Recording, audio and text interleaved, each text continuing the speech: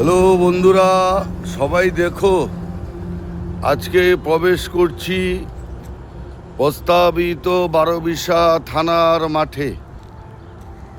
এই যে কালভার্ট, এটা প্রয়াত প্রধান অনিল সরকার তড়িঘড়ি এই কালভার্টটি নির্মাণ করেছিলেন।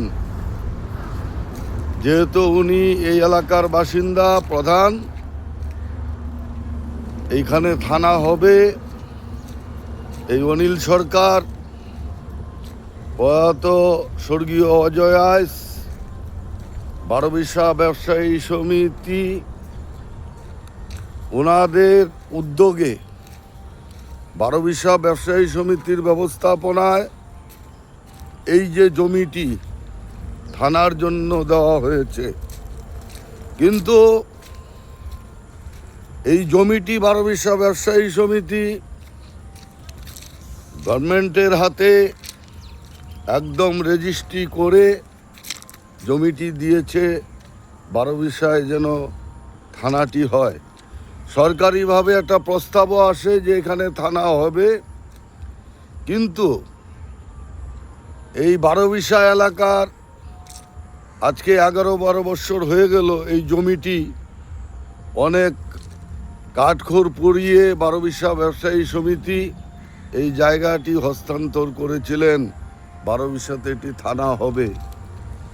তৎপরবর্তীতে যারা আছেন বা বিরোধীতে যারা আছেন, বিরোধী দলে আজ অবধি কাউকে কোনোদিন শুনিনি যে বারোবিশায় থানা দিতে হবে, অবিলম্বে করতে হবে।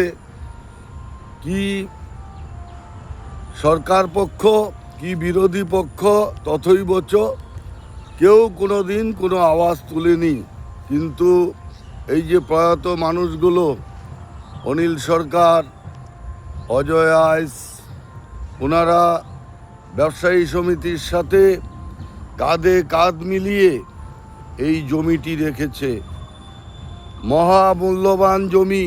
তখনের দিনেই প্রায় 50-60 লক্ষ টাকা খরচা করে এই জমিটি আসামের এক পার্টির কাছ থেকে খরিদ করে গভর্নমেন্টের হাতে রেজিস্ট্রি করে দেওয়া হয়। কিন্তু বারোবিশাবাসী আজ অবধি বারোবিশাতে থানা পেল না। এটা অতি দুঃখের বিষয়।